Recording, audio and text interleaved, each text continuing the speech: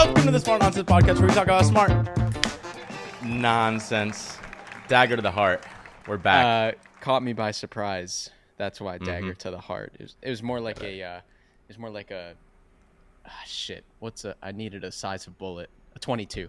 22 to the heart. 22. It's a tiny bullet. It's a teeny tiny little BB gun bullet. That'll do some damage, though.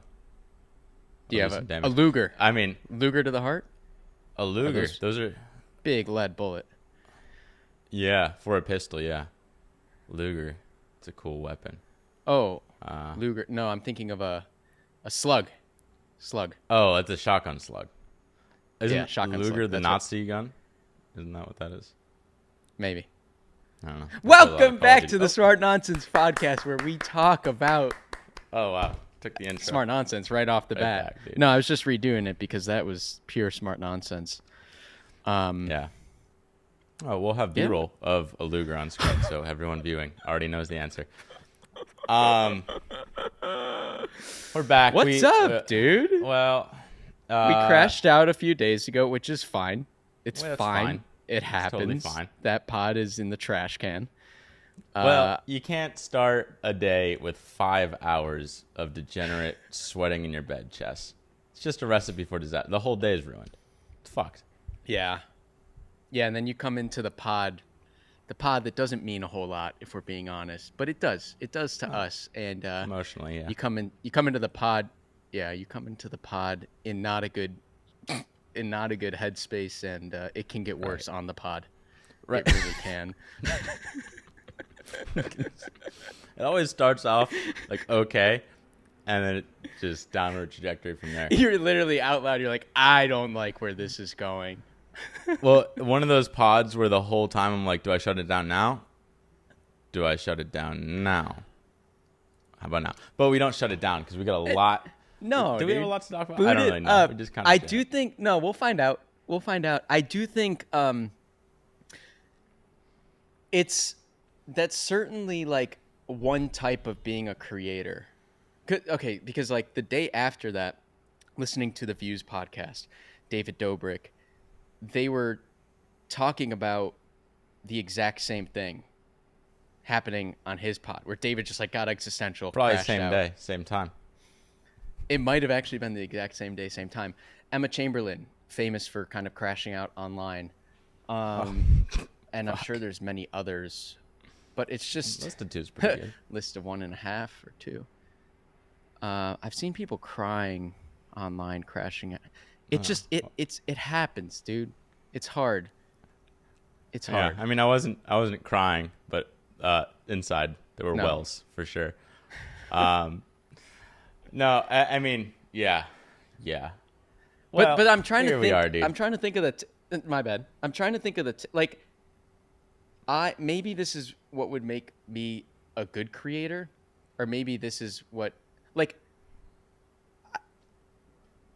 I don't know. I'll just you want to say you're an actor, dude. Just say you're an actor. Yeah, I think that is kind of what it is. Yeah, you just have to shut off your brain and do the thing. I wear my heart on my sleeve, dude. and I got sleeves now too. You can see it. Dude, it is getting hot though. I might have to go back to the sleeveless. Just trim these puppies off. But no, I'm doing all right. I'm wearing baggier clothes, so I don't mind sleeves as much because it really aerates the body. It's Lindy, right? I was really sleeping on. Dude, I don't know, dude. There was just an era of really tight clothes. Yeah. Okay. There's also some lag, which cannot help this. You got to fix your Wi-Fi.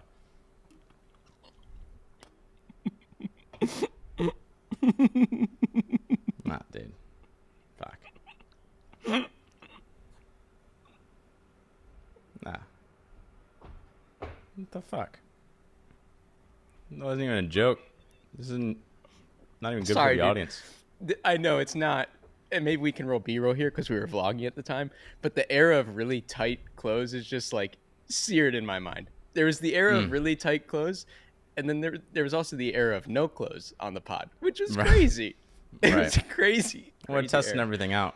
20s is for experimentation. It is, dude, and I'm glad you're testing things out. Sorry to lose my cool there for a second. If you don't mind, I'd like to kick off with a funny story that came in the mail today, really unexpectedly. Hmm. That maybe there's some trade secrets to be had. We get sued again for B-roll? Oh, no. No, but my dad was trying really hard to, like, work out that case with them and, like, settle. I don't think we had ever talked about that on the pod. I don't know if we're allowed to. But they were just kind of, like, kicking rocks. And I was like, Dad, why are you... These people suck. Like, why? Don't they normally... Don't we just give them, like, the AdSense from that video? Give them, like, $100 or whatever that video made. Exactly. Yeah, so... Yeah, okay. Basically, I was getting lunch with my dad once, and he was like, so I was at the house on Tuesday, and a kind of like plainclothes like officer detective walked up to the front door and tried to serve you. I was like, huh? Get served, bro. Huh? And they were serving us for this Yanni who had been emailing me for like, dude, I'm just going to incriminate myself. Is this actually? I don't. Well, it's an ongoing case. Actually, yeah, I'm not gonna. I plead the fifth. Fuck, dude. We can talk about it when it's over. So let's do that. I thought it was like a joke. Is it not a joke? Well, it's in process. We'll talk about it offline. Okay. So sometimes I get emails about that, and we get you served. get something in the mail, dude. Yeah. Sometimes I get emails like this. Actually, sometimes I get emails from 8-year-olds, but this one I liked. This guy's subject was, would love to send you one of my game fish prints. I'm a full-time... So this is Nick Meyer Art. I'm a full-time artist, and I really appreciate your YouTube content. I'd love to send you a free game fish print as a gift. No expectations. If you want to share it with your audience, that'd be great. My paintings celebrate the beauty of sport fishing, and I thought it might resonate with you and your viewers. If you're interested... Don't laugh out loud. At Nick Meyer Art. If you're interested, tell me where to send it. Dude, color me interested, dude. I'm Mr. Interest. I'm also Mr. Interested. Check this out. Is that a video? Look at that. That's a blue whale. Isn't that a blue whale? Huge love for Dad. Dude, so I go to his website, and I thought this was just a yawn. And he is kind of just a yawn. A beautiful yawn. A beautiful dirt, if you will. That's a nice website. It is a nice website. It's a marine biologist. Look at these. Dude, I'm a taxidermy, like... Wait, am I still sharing? I think it stopped. No, I am sharing. I'm a taxidermy prints maps fiend. Hold on, I got some more fun things to show and tell, but I gotta find... Dude. Yellowfin? On the wall? Salmons? Bluefin, the one I really liked, I think was I really liked the humpback. I didn't want to get greedy and tell him which one to send me necessarily. Why wouldn't, dude, get greedy? He wants you to like tell your audience about how sick this is. Yeah, I probably should have gotten more greedy. Look at that crab, dude. And this sea turtle. I really like the sea turtle. And then, hey, how much are these? I can't really see what. They're $109. $109. Look at that great white. That's a nice great white, and I like his style. This oyster. Dude, that look really good in a nice beach home. You're in kind of Chicago, so I don't know if it works, but Narragansett for sure. The other thing I really liked about Nick that started, and this will tie back. Don't worry. The other thing I really liked is when I went to Nick's story, and look at that yawn. I started reading about Nick and his life in marine biology. Look at this guy with the giant... I thought he was like 20. This dude's like 50. Yeah, he's got kids. Wait, is he? He's not drawing all of these. This is just like, well, the first one. Maybe the first one, and then you do like you do a print or something. I don't know, dude. I'm not an artist. But then he started to become Hillenberg, dude. Sketchbook, age 5. Look at this. Oh, yeah, creatures. Helmet diver. That's founder marine of biology. Creator. Look at this. A quahog. Oh, wow. You know about quahogs. I do. Yeah. Quahogs. I went to the quahog. Sketchbook. Full-time artist and father since 1997. Anyway, wait, his kids are our age. Well, he's been selling selling art fit. Since I thought you said father since 1997. No. He got married and settled down. I don't know, dude. We don't have to get into the details, but I really liked this yawn. I really like this yawn a lot, actually. Hey, that's Um, great. and so I responded, like, dude, yes, please. I will absolutely take you up on that offer. I can't promise it's going to be in anything, but, you know, someday we'll do more long form. It'll be in the background. Maybe I'll make a video about great white sharks, and it'll be there. And I'll talk about Nice. nickmayerart.com. It's pretty sick. Flash forward to today. This was April. Oh, wow, it wasn't actually that long ago. It feels like a long time ago. April 9th, 2025. Flash forward to today. I get an anonymous brown package downstairs. I open it up, and what do I find, dude? Oh, fuck. Shrimp. A prawn? A little shrimp. The prawn of life. Oh, dude, that's what your pod was. Yeah. Dude, he gave you a dude. Maybe you should have got more greedy, dude. But no, I love that. It's really good for you. Turn up the lighting on my camera so they can see the prawn of life. I wonder how he picked that for you. If he thought you resemble the prawn of life, or well, so there's a couple ways you could pick this for somebody, right? Like he could think I resemble the prawn of life, or he had so much inventory because nobody wanted the prawn of life that he was like, that's the one I'll send over. Right. But it's really nice. It's a really nice prawn. I do actually think he painted this. Oh. One of one. Yeah, it's on canvas. So, and I don't think it's, you know, I'm not a trained appraiser. Is it texture? But paint would have some texture. Oh, there's actually pencil underneath the paint. Pencil sketching. So that's our Hillenberg, dude, which relates to SpongeBob, which relates to Brain Blast all the way back down. I come prepared for the Smart Nonsense podcast. Well, yeah, fucking show and tell, dude. I got stickers. You want to see those? Got Jay Lender prints taped up with Scotch tape on my wall. No, it's really good for the game. I mean, my first thought when I saw the whites, I was like, can we turn those into little PNGs and use them as copyright-free B-roll if you ever need a prawn of life in a video? Right. Would they really point back to them? No, not at all. But I think it'd be kind of funny just as an artistic medium to throw in some prawns of life and not get sued for it. But that's just a thought, dude. That's really good. I'm glad. I don't know what you're going to do with that. Maybe put it in the bathroom somewhere. But well, for now at least, I have like a gallery wall of miscellaneous stuff in my studio, so it'll probably end up there with my Sherm Cone SpongeBob drawing. Oh, right. Among That's other really things. Awesome. My plaques, dude. I have 3 plaques. 3 YouTube plaques. How many do you have?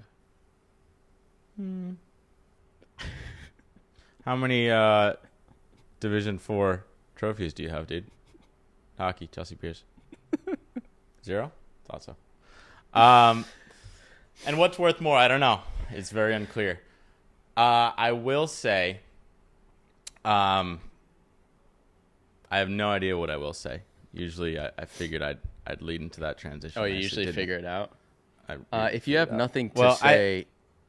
Oh. No. Exciting stuff? You what? Oh, I was going to talk about how full-blown AI creative is as the resident AI skeptic.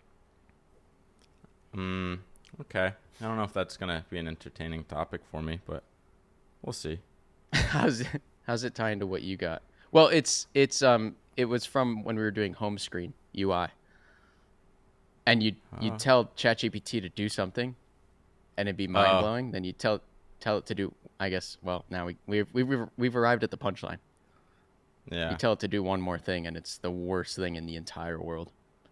I'm like, that's how AI goes. No, I'm starting to feel like that shut down the pod feeling before. No. No. Let's talk about prawns. Well. Where do I go? I like when you give me options. Well, I don't really have options. I just got some kids I so I've been trying to have more fun in life recently. We know. There are times where I get too serious, and then I have some buddies that are pretty playful, and I like how playful they are. So I want to be more playful. And so I don't know, just walking around the city last weekend, and I think part of being playful is letting your intrusive thoughts out, and so those can be dangerous because my thoughts are probably more intrusive than most. But we walked. It was me and my roommate Jack. We walked into this like little tienda, what do you call those little grocery stores? Little Bodega. Corner. Bodega. That's what I wanted. Walked in a little bodega, and there's some like two 13-year-olds, and they're like at the counter. And my intrusive thought in the moment was like, and I said this out loud. I was like, "Y'all want to buy some booze?" Dude, fuck me, dude. Fuck. Dude, even coming out of my mouth again, that was... I don't know if I said crazy. It quite like that. I was like, y'all want booze? What the fuck? Y'all want to buy some booze? That's crazy. But, like, I realized, like, as I said it, there's, like, a fucking attendant, like, right there.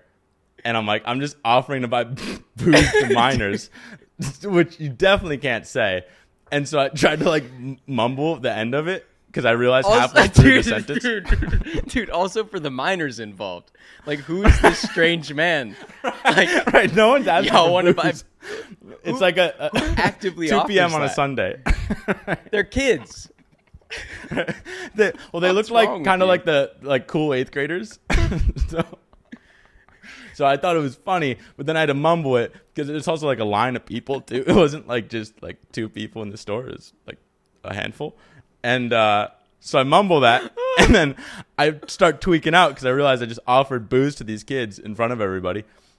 And then I couldn't make eye contact. Fuck, what happened? I couldn't make eye contact with these kids. They turn around, they look at me, and I think I'm just giggling. Fuck, I think something else happened. But then the kids turn to each other and like, is that kid retarded? So I just had... Out loud. Out loud. He just called me retarded. So, dude, I just got bullied by some 12-year-old What'd you kids. do? You went and bought your chocolate bar? You just carried on? I just waited. Jack was buying something. I came into the store late because I think I was talking to a girl like right before outside. So, dude, I just had a crazy death spiral right there. Thank God I didn't get arrested, but I did get called retarded, and I didn't expect that on my bingo card for Sunday. That's crazy. Crazy death spiral, if I could pull on that thread, is I'm trying to convince my flight instructor, because I'm a pilot. And I know we have a very narrow breadth of things we'll talk about here on the Smart Nonsense podcast. Mm-hmm. But I'm trying to get him to do one of those deaths. You can put an airplane in a stall spin death spiral. You see videos. Dude, of you're this. not there yet at all. I'm trying to get him to put me in a death spiral so that you can recover from it, because it's kind of like a roller coaster ride. But we're not allowed to do it in these planes. But he said I can go out to this suburb and some crazy acrobat pilots will do it with me. Dude, so haven't you logged like 3 flights? Well, I don't have to do the death spiral, but I want to take part. You want to just be in it? Okay. I want to be in a death spiral. I want to feel the death spiral. Oh, wow. Yeah.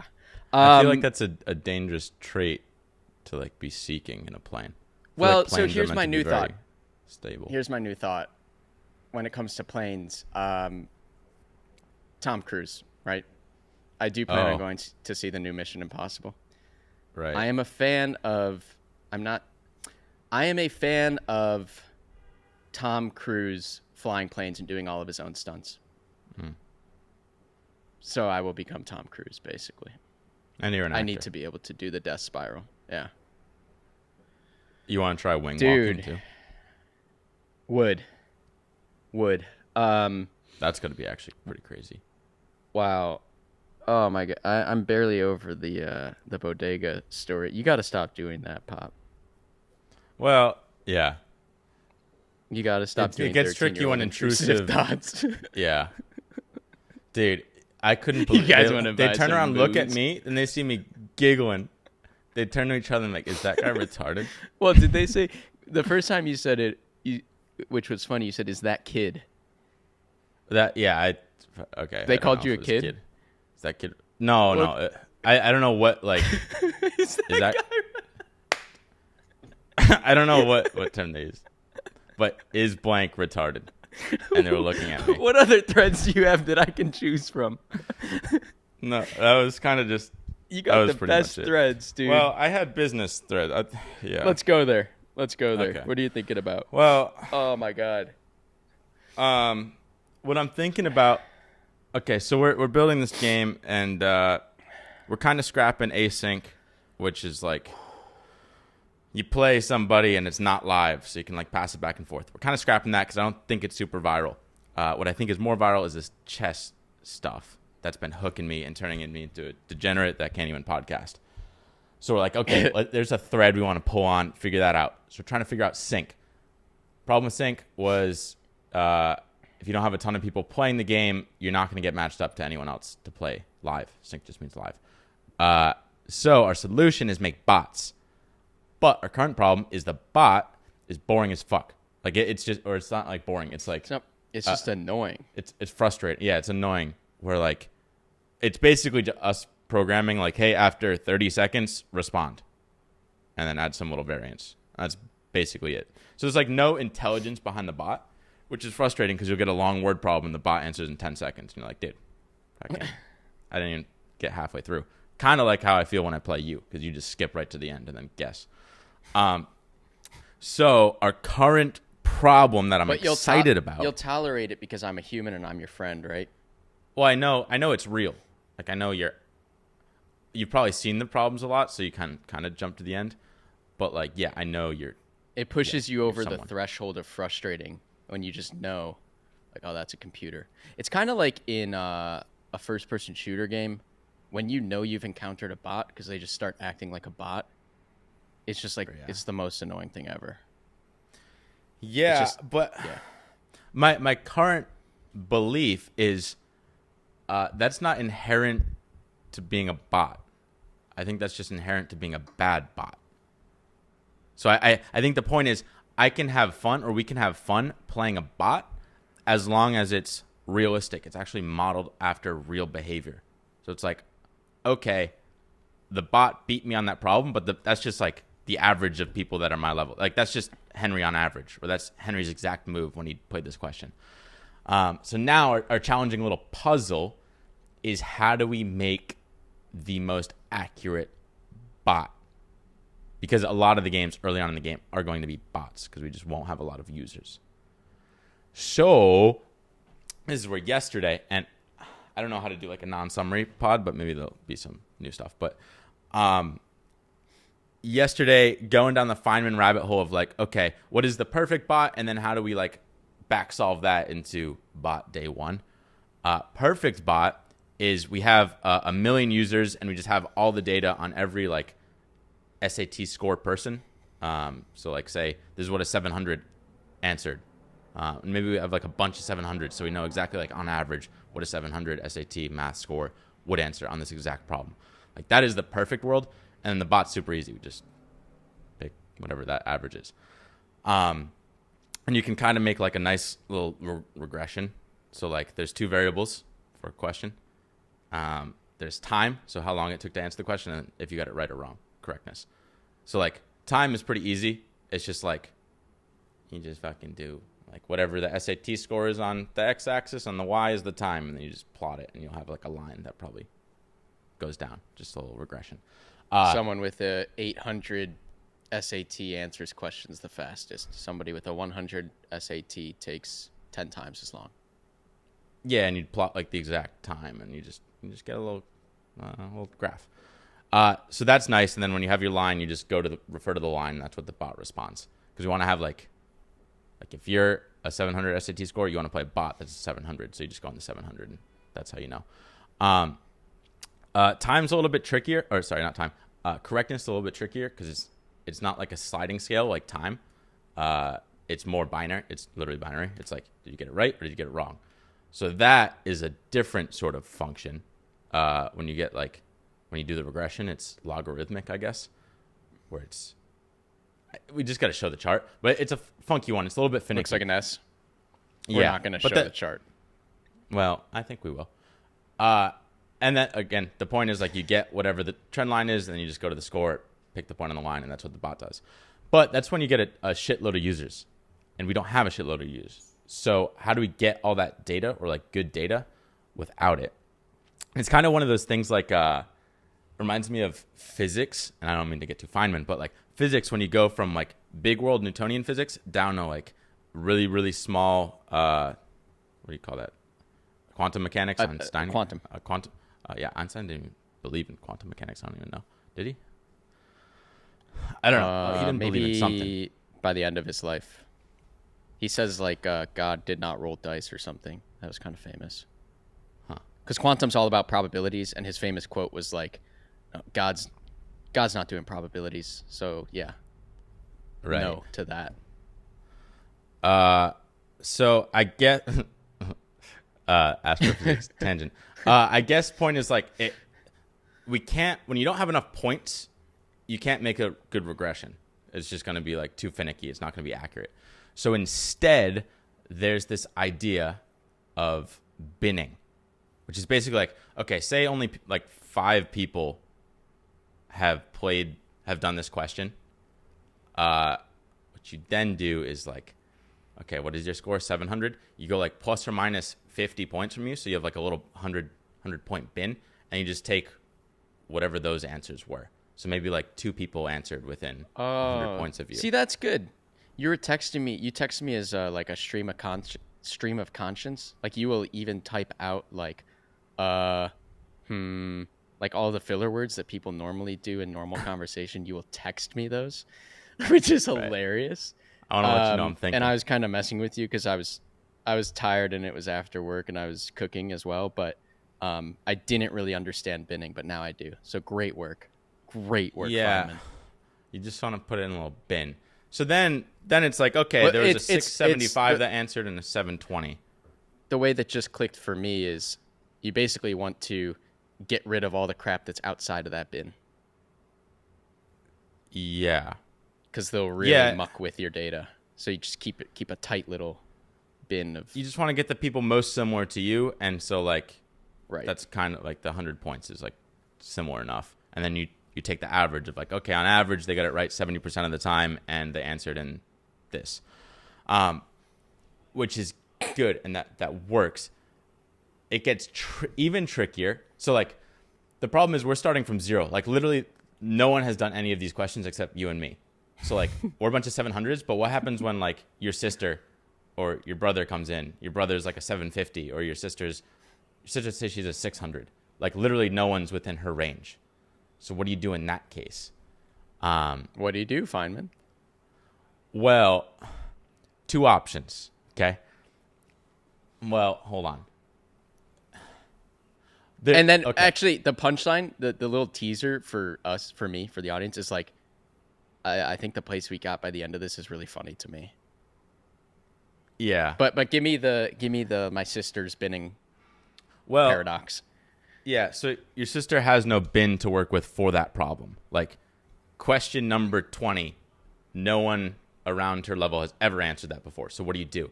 Well, one option is if you have other 600 players, they just haven't answered that question, you can take the average, whatever their average is in the game of like, on average 600 player or whatever, 550 to 650 players, her little bin, they answer this question, like a medium question, in whatever 25 seconds and 60%. They answer that difficulty of question, but not that specific question. Right, because no one's done this specific question before. So that's one option, is just like go with the average, like an average if there's a medium problem. But then you might get fucked with like, oh, maybe this is the really long word problem, and it just takes longer than average. So the other option, and this is where we're trying to balance like a lot of midwit stuff with, meaning like don't want to get too complicated, keep it simple. The other option is just on a problem where no one around your level in your bin has ever done it before. The bot just like doesn't answer first. It won't answer first unless you hit like some crazy maximum. So that way, now you know, like, this person isn't going to get upset because it answered like overly fast. It's just like, hey, you're just going to answer, and then we're going to use that data going forward. And the bot will just answer like 5 seconds plus 5 seconds to whatever you answer. Right, which takes us to the funny conclusion. Because you're Feynman. You think about binning and regressions and logarithmic grabs and stuff. We both are allergic to like midwit stuff. This is fairly midwitty, but it's good and it's simple. I think the funny logical conclusion is, if the most important thing in our game is like retention and engagement and how fun the game is, because right, like when the game gets frustrating, when there's friction, if the problems are too hard, like, I'm leaving the game and I'm going to do something else that's more fun. I'm going to YouTube, I'm going to TikTok. So where we kind of end up is, well, what if you just always beat the bot? Which is like, well, it's challenging, but like the player just always wins against the bot. And maybe it's narrow and kind of a nail biter, but we just always let the player win. I mean, I don't think that'll always. Okay, so originally that was for like the first couple games. Basically, there's this thing from chess.com where they're like, hey, if you win the first 2 games that you play in chess, you're 4 times as likely to stay. Or you win the first game. It might have just been the first game. So same idea. Like, when someone comes new into the game, we just purposely match them with like a really bad bot. And so you would just win every time. And the bot just answers after you every single question. So now we get all your data on how you answer these questions. And so every new player, we're going to get like 10 questions or whatever of just, this is the unbiased, how long it should take this level of player. And when they come in, they would also say what their expected SAT score is too, so we can have a rough idea.